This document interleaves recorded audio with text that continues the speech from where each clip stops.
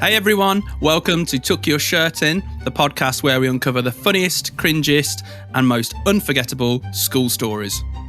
We're not just getting the students' horror stories, we've got teachers who survived the chaos too. You're listening to Tuck Your Shirt In with me, John Hassan, my brother, Luke Hassan, and our producer and former educator, Scott Burrows. Let's get into it. Hey fellas. All right. Hey. How you doing? Been a busy week? Yeah, a little bit busy with work and stuff. Yeah, what about you? Yeah, all good, not too bad.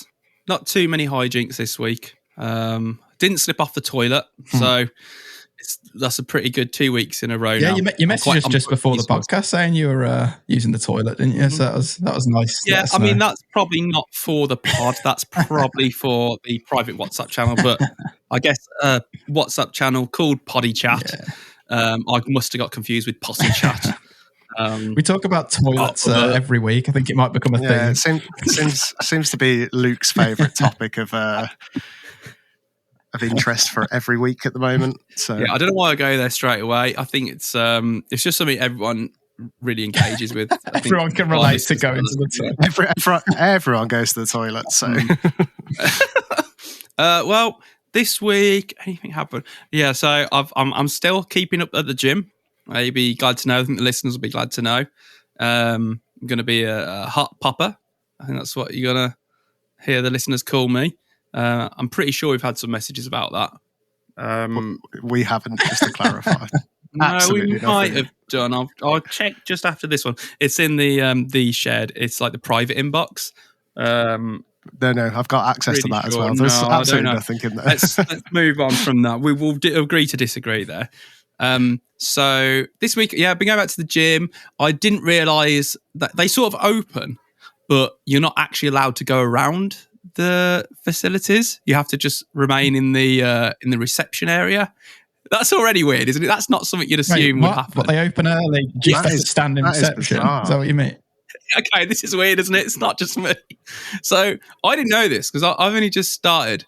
I tapped in on my little wristband on the little scanner at the reception desk, and the bloke was heading down towards the change room. I thought, I'll go and put my bag in the locker. That makes sense. He opened the change room. First of all, walked straight in and he just goes, "That's the ladies, mate." So first error of the day. I said, "Oh, I didn't realise, pal." And he's like, "Oh, it's early, isn't it?" And I thought, yeah. And I couldn't stop thinking, he's just thinking I've gone in there early before everyone arrives just to be like a real creep.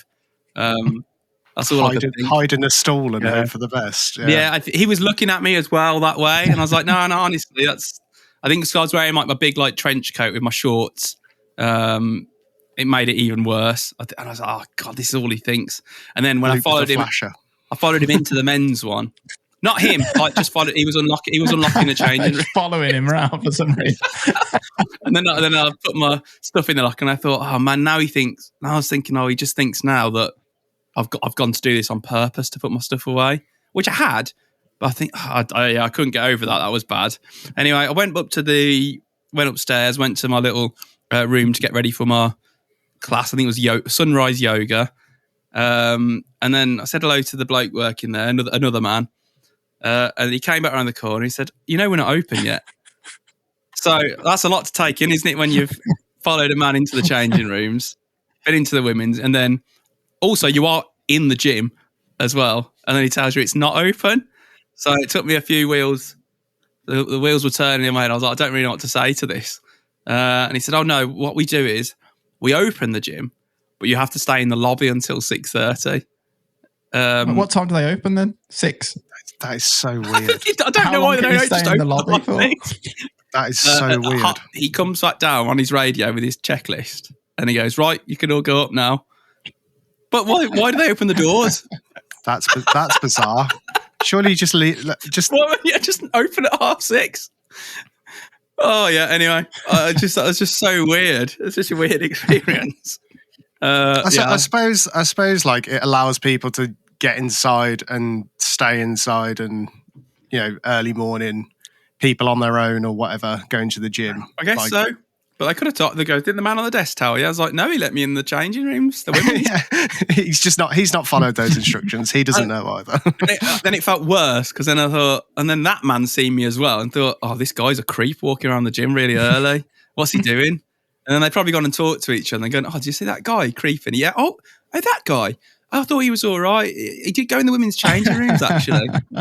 Yeah, I found him in his trench coat as well. And we're not open as well. We're not open at this time. So I don't know what he was doing up there. I was like, oh, God. It was just a really weird morning.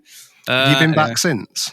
I have been back and I waited in the lobby the next time. That's good. Probably for the best this time. And then you can try it again next week. It's the rush. It's the rush to get into the gym. Yeah. There's like 5 people there in that time as well. Anyway, yeah, that's my week. Yeah, a weird one. But just get on with it, and get on with it. Be the gym creep. That's fine. I'll take that accolade, haven't they? So yeah. So you've actually been to the gym. I've continued my weeks of signing up to the gym, maintaining a gym membership, and just completely not going. And I've kind of committed to it now. I'm playing squash twice a week on top of football, and yeah, having a great time doing that. But I can't bring myself to actually go to the gym. I just can't. I can't do it. Can't hack it. I've been once. I've been signed up since like January. Can't do it. It's hard work. I mean, once you sign that dotted line, you're in that ironclad contract. So I might as well Luke, you got like stuck in like a cycle, didn't you? When you signed up to a gym, you just couldn't leave. It was like months. Yeah, it was a 3-month contract. And I was like, oh, yeah, thanks ever so much. I think I'm just going to leave it for now because I just like in between different works. I think I was self-employed then. He was like, no, you can't leave. I was like, what do you mean? You have to give 3 months notice. I was like, what? Oh, God. It's a 3-month contract. Yeah, but you need to give 3 months notice. So when you joined, you should have told us that you were leaving. Like, what? How does that work? You evil bastards. And then I just carried on. I just kept going. I don't know. I think maybe I gave my notice. I'm sure you kept missing it. You just and then they just kept saying you hadn't given you notice, and it just went on for ages. Like, please, I'm so thin. He's still not out of it to this day, I've heard. No, I think I still pay for it. Yeah. The gym doesn't even exist anymore. It's gone. You're just paying into some guy's back pocket. He's having a great time. You can't leave. He's bought the debt. He's bought the debt with his company. I can't leave. Right. Oh, fantastic. Oh, these gym cycles. Right. So, who's got a story for us today then, gents? Go on, Scott. Do you wanna tell one?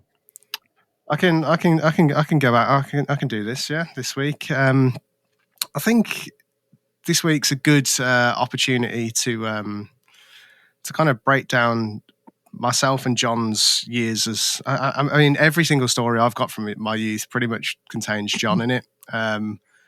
I think this week. Sorry, can I just stop you for a second, Scott? Have you seen what he's doing? Like really weirdly eating that banana.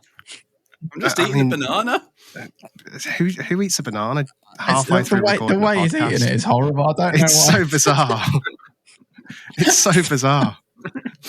Surely you pre-fuel your podcast. I like to mid-fuel podcasting. And what's better way than a banana? There's some delightful ASMR going on for the viewers right now. Luke, just please can you get on with the story. That's all. Right. Okay. We'll try and ignore it maybe. And I'm not sure I can. It's too intense. It's a lot of eye contact as well. It's kind of freaking me out. Now he's pretending to be a monkey of some sort. Like, yeah, bizarre.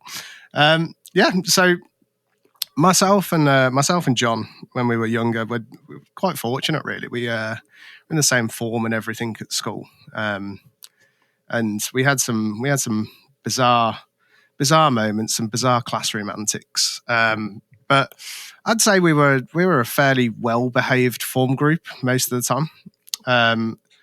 And the one morning, I should say, we'd done really well. We'd been given like the most achievement points or like behaviour points. I can't remember what they were called at school. And And we won a box of heroes, I think they were, or celebrations, something like that. And they're a large box. I think John already knows where this is going. And we were given to them to kind of like share out between the rest of the class. And I think our class had, we had the usual few lads who were a bit boisterous and a bit silly, but often took things a little bit too far. And we came out of assembly after receiving this in front of the whole rest of the year group. And yeah, unfortunately for us, we went into an RE lesson with a substitute teacher who, and you already know that, no one's going to be sitting in the seating plan. No one's going to be the correct name on the register. There's going to be some absolute carnage about to unfold in this lesson. I'd say they're quite free-spirited children. Yes, I'd say so. I think when you have a substitute, for some reason, all manner of behaviour just goes out the window, and anything kind of goes within the classroom. So we just received this box of celebrations, shared it out to the lads at the back of the room, who were like, "Oh yeah, we've got this." All of the sillier lads, I'd say, were at the back of the classroom, and for some reason, one lad just decided to start throwing celebrations at this poor woman at the front of the classroom, who was all she was trying to do. All she was trying to do was the register, and like she couldn't even the register. She couldn't get through the register, which was so bad. Awful on its own. And she was having the worst time. And I'm not joking. This whole box of celebrations, heroes, whatever it was thrown at her, to the point where they obviously ran out of ammo eventually. And they were all just getting out their seats, picking it up and returning back to throw it back at her. She didn't know what was happening. She was trying to look down at the desk. Whilst also I think she took the weird approach, though, of not addressing what was happening. She just tried to ignore it, which I guess is a strategy, but they weren't. It didn't work. Yeah. No, it was physical violence. I don't think that works. I mean, the one lad went and stood at the front of the room, like next to her, to try and help her with the register, and instead was just catching any chocolates that were missing her and just taking them to the back of the room, and just kept going back and forth, just to keep, just to make sure that the ammo was kept. And she just had no idea what was going on. And it must, like, do you know when time stops in a moment? It was like that. Like it just seemed to go on forever. But yeah, after about 15 minutes, she finally was like, "Right, that's it. Enough now. I've had enough." And she stormed out of the room. And I think we mentioned the teacher that struck fear into everyone when you knew you were in trouble last week, Mrs. Nibbs. Mrs. Nibbs was swiftly collected and brought into the room and gave us an absolute scream down. Everyone was in chairs. Everyone was sat politely. All the chocolates were picked off the floor. She took the box with her. It was a moment to behold, really. I think any teachers that needed a lesson in how to quiet and get a classroom to behave kind of got a good lesson that day. She was in prime form that morning. Do you think she does classroom consultancy? I feel like she should. Like she would transform schools' behaviours policies in seconds. She definitely should. But this poor woman, she didn't know what to do, did she, John? She didn't know which way to look. It was horrible because sort of when you're at school, I think we were quite young then. We were early in high school. I think we were either year 8 or 9. I think it was. But you sort of, you know what the cool like naughty kids are like. You don't want to be the one standing up to them, do you? It's like social suicide if you're the one saying stop doing that, stop doing that. Enough now, guys. Come on. So you're sort of sat just watching this horrible scene unfold. I feel like if you stand up in that moment, you then get targeted. Yeah. Like you are going to be worse. They're going to move off her completely. And you are going to be the target of every single celebration in the world at that point. It's like prison, isn't it? You got to keep your head down. Well, this is what I was about to go on to. I can't remember what the the punishment was for it, whether it was one of those classic ones where they punish the whole class, you know, like a bit like an army is it like punishment. a Bruce Bogtrotter situation where you have to keep eating all of the I don't think there was. I don't think there was any punishment given to that. I think I think because she kept looking down at the register and pretended it wasn't going on, she didn't I think she kind of knew who it was, but she couldn't directly name people. I'm sure I've got a vision of her turning round at one point and literally looking at one of them in the eye, stood with his arm like ready to throw. Like that, yeah, I think I've got that as well, etched into my brain from somewhere. But yeah, I don't think she could safely say exactly who it was and who it wasn't. So I think a lot of the class or a lot of that group of students got away with it. I mean, it's just classic supply teacher life, isn't it? Oh, God. You're in for an absolute storm of behavioural issues. Like, I can safely say, as a teacher, the amount of classrooms I've had to go into over the years and just being like, this is ridiculous, stop it now, sort of thing. Have you ever done supply teaching? I've never done supply teaching, no. I've done supply lessons. But they know who you are, at least. But they know who I am. Don't get me wrong. Like, I remember covering I think it was like a year 11 French lesson in my first year as a teacher. And it was just like, obviously it's French anyway. But it was like our school used to have like sets in French. So it was like all the badly behaved kids in one classroom sort of thing. To the point on the cover notes, because you used to get like a set of instructions on what to do with the class. And she put on the bottom of it, "I'm so sorry, good luck." Oh my God. On the bottom of it. And I was like, yeah, I could kind of understand it. They were literally like the worst behaved students in the whole year group. I was quite fortunate that a couple of them I taught geography to. So I had quite a good relationship with them. But not anymore. Oh God, that lesson! Like, it was an hour long, and it felt like it was like a whole week at school. It was awful. It's just it was nicer because it's sort of like she only gave you on just a little notes. Didn't want to give you too much in advance because then you have to be thinking about it when you're building up to it. Oh no, like you check because. So for me, it was like determined that I was on cover already previously in the week because they were on like a school trip or something. Yeah. So I'd already, like, it was on my timetable. In an app called or a program called Sims, which was used for all our registers and stuff. So you could go in and see who was in the lesson. And I remember just looking at it and just being like, that is going to be the worst hour of my week. And it really was. It was horrendous. I just, like, you just get to a point sometimes where it was the worst part. It was the last lesson of the day. And I think on like a Thursday afternoon, they'd had PE. So like half the class are all arriving at different times, and you had like a couple of kids who were just like, you know, they're really nice kids and they're lovely, but then you had the idiots turning up like 30 minutes late, and you just like, where have you been? Oh, we had PE, we were helping. I think they just go for a wander. They're just like, we'll walk really slowly, we'll go the long way around, fag at the back of the bike sheds. No, they didn't used to do that, but. I think they just decide. We know. Like, the teacher would have probably warned them as well that it'll be a supply teacher because they're away, so they're aware that they're not in today. What's it like in a staff? Is there ever like a student that's talk of the staff room? I know you've been the other side. That like they're like, "Oh, really on one today. You've got him later," or anything like that. I think. So I've dealt with it from two angles, kind of doing it from a pastoral lead sort of side, where you know a student has had some difficulties outside of school or in school, and you're just like, look, this person's coming into your lesson, they've had a really bad day, they're going to be in your afternoon lessons.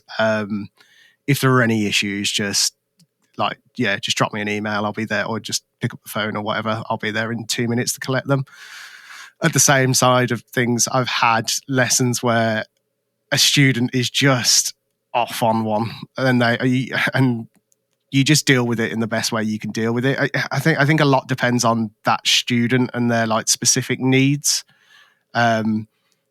if it's someone you've got a good relationship with and you can kind of calm them down and just allow them to stay in the lesson as long as they're not being troubled. Like I used to have one kid who suffered with narcolepsy.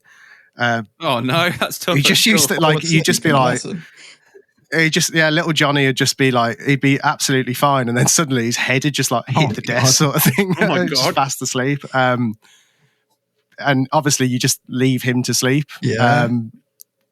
There's not a lot you can do in that kind of situation. But yeah, most of the time, kids are pretty good at realizing. I think we all did as kind of children. You realize who are the teachers you can kind of trust and kind of have a bit of a laugh and a joke with whilst also working, but then not try. It's about finding the right balance, and every teacher's different as well.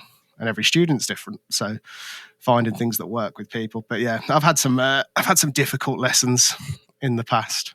Jesus, good advice, Scott. It's quite deep. That was. This is the teacher's advice you just podcast. Sorry, guys, I didn't realise we were. Yeah, it's meant to be comedy, but we also offer really good advice. And then he shit himself. Do you have any kids that were that were naughty, but they were like making you laugh, and you had to like try and hide it? I had one situation where I had a kid I had a student who was just hilarious, like really, really funny, but often overstepped the line. And a couple of times I had to like step out of the classroom. Do you know the in-betweeners where Greg Davis walks out the room when he's with Will's mum and just starts bellowing, laughing? So I had a cupboard in my classroom, which was just like a storage cupboard for like books, glue sticks, whatever. And a couple of times I'd just be like, "Oh, I'm just going to go get something from the cupboard," and just kind of have like a little giggle to yourself. And it actually connected to one of the other teachers' classrooms. So we often just like would meet up halfway through the lesson in there and just be like, "What's up? What's going on?" This is why education's going down the pan, Scott. Honestly, it's teaching. I mean, it's just going to give me a bad name, isn't it? This whole situation. It's fine. I don't do it anymore. Oh, fantastic! Yeah, but it's harder because you're stifling the laugh as well, aren't you? Like, it's overstepping. Oh yeah, you've got to hold it in. I mean, sometimes you can't. Sometimes you can't, and you just laugh at a situation. Like I had one lesson where a kid, so I used to teach. I think it was year 8, a lesson where they had to do like adaptation for like camels or like desert environments, and I used to get them to have like the actual camel and then create their own. And one kid wanted to, like, I used to either give them like a printout of a camel to like draw around and like add extras to, or I'd just get them to like fully design their own camel. And this one lad, he just drew this. He just drew this.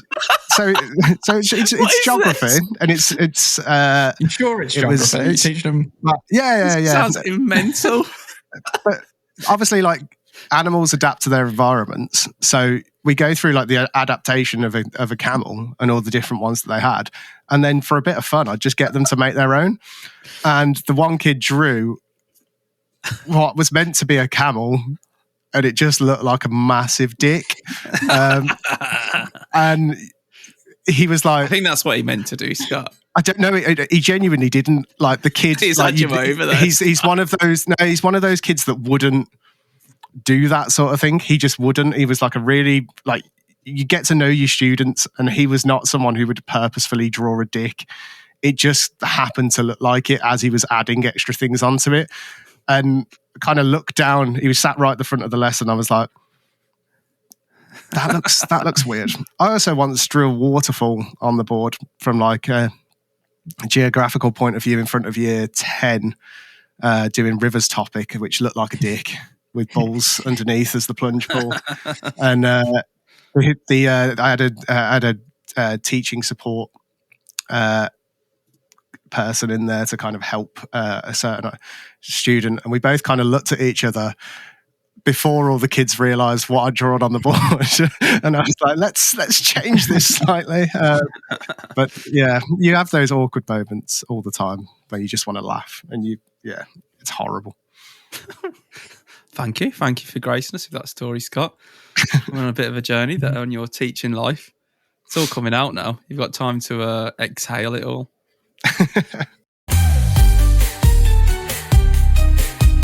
bit right. Have we got any? Have we got any stories? We have got some more stories sent in. We have got some sent in. This one's actually from my sister. Which sister? This is from my sister Katie, and she has titled this story "The Dandruff Shaker." Oh no, this sounds pretty gruesome, I've got to say. So my sister was in a group of students at school who were kind of the nerds, the geeks, as they like to call themselves. They were the kind of kids that came up with names for other parts of the, other groups in the school. So they had like the Coolios, who were like the cool kids. Oh my God, this is awful. Oh yeah, terrible. Absolutely terrible. She's asked me not to include that section, but I'm going to anyway. The Coolios. The Coolios. They know who they are. Oh, makes me feel so sick. So fantastic. They wanted a way of kind of messing with people and messing with other people. And they used to do something called the dandruff shaker, which was essentially, do you know you have like the pencil sharpeners with the blades on? Yeah. That like collect all the pencil sharpeners, then you can go to the bin instead of just having to stand over the bin. So they used to get one of those. I like you describing the pencil sharpener then, Scott. Well, yeah, but like the ones that actually collect them. No, I know what you mean. Yeah. Because the other ones are obviously just goes everywhere. Yeah. And she used to have one in her pencil case, and they would sharpen the rubbers to create these little tiny bits of rubber and break it all up and everything. They would then use. So from the food tech rooms, do you know like the sprinklers for like icing sugar and stuff like that? I'm not sure what they're actually called, but they used to they stole one of those, put all of these rubber bits in, and then as students were walking down the stairs or like on top of them, they just sprinkle Jesus Christ these like little bits of rubber into people's hair, and then later in the lesson, like often the Coolios would pick up on it and be like, "Oh my God, you've got dandruff! Oh my God, you've got dandruff!" And they just used to do it to all sorts of year groups in the end. And then they started picking on people, and it was just like, what a horrible situation to be in. Your sister was in the nerds group. It sounds like she was in the. Yeah, I know, but it was really deceitful. They've called themselves the nerds group, but really they're horrible. They're evil people. It's so awful to do that. So there were these poor kids just having walking around being told they've got dandruff and essentially just being bullied for having dandruff. We shook dandruff on people's hair. We kicked people in the shins. We slashed tires. We shoved them in a cupboard and waited for them to come out. Like, it was just funny. It was just a joke. It was a prank. It was just a prank. Just a laugh. Really We're funny. the nerds. Head and shoulder sales went through the roof. But no, thanks, Katie, for sending that one in to us. Thanks, Katie. I had a different idea of who your sister was. That's really shook. Honestly, I think she comes. She's similar to John in a lot of ways. Like all the teachers loved her. Everyone was like, "Oh, he's such a nice kid" and everything. When really, like, just this absolute demon of a child. Absolutely shocking. Changed my opinion about your sister. I just thought she's like angelic and like. I think that's. But again, this is the perception that everyone's got of her. Where Katie was an absolute devil child. She was always really nice and like obviously like did really well in kind of school and everything. But she was an absolute demon at the same time. Like she did have a dark side to her. Yeah, these pranks seem. But I mean, fair play for her to admitting that and writing it in. That's brave. It's quite a subtle, clever. It's not something that she'd ever like. She's not the kind of person to have like direct confrontation. Like if she's going to mess with you, it's going to be from behind your back where you don't know it's happening, and then suddenly one day you're like, it's more of a mind game than anything. Yeah. Like those kids are walking out going, "Do I have dandruff?" Like, Mum, can you get me some Head and Mom, Shoulders? I have to go to the doctors. I've got serious problems. I have to get some medicated shampoo. I'm really struggling. My scalp is just in tatters. I'm going to have to shave my head. I think I've got nits. You can see the white eggs. That's so subtle and so nasty at the same very, time. very subtle. This seems a theme so far, doesn't it? With Neve's remote control on a phone, turning off the projector and just ruining education for everyone. But it's clever. It's clever. I know. That's the key to it. Not your bog standard bullying, is it? It's There's thought gone into it, isn't it? What can I get away with without getting myself into trouble or changing the outlook of how I look to other people? That's what it's all about. That was a group. That was a group of them as well. Oh yeah, they all did it. They all did it together. So she said the best part was the MS block stairs. Now, we obviously, myself, John and Luke know what the MS block stairs were, but it was essentially just like two staircases that curled back on each other.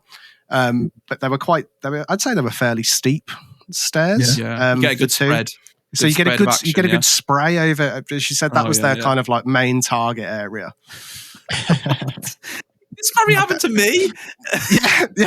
I was like, I'm sure. Like, it unlocked a memory of me going home one day and just being like, why have I got rubber in my hair? I wonder. That probably happened quite a few times. Is your bloody sister? Yeah, it's my sister. So sorry, everyone. It wasn't even like the initial start of it was that it was to get back at like certain people, but they just did it to everyone. It was just they just ended up just doing it to whoever was there.